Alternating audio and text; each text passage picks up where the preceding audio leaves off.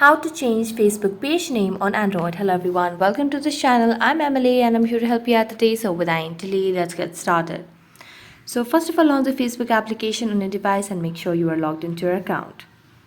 Now tap on your profile and make sure that you switch to your Facebook page over here. Now as you switch to your page or your Facebook page over here, in order to change your Facebook page name on your Android, what you can simply do is tap on the hamburger icon at the top right corner of the screen.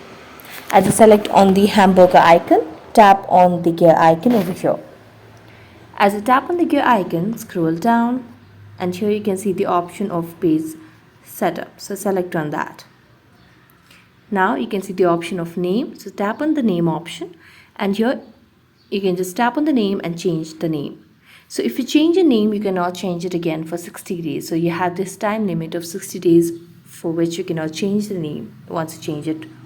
So you can just change over here and then tap on review change and review the change, and after a few days the Facebook team will make sure that you can change the name or not. So that's it. Thank you so much for watching this video. See you next time.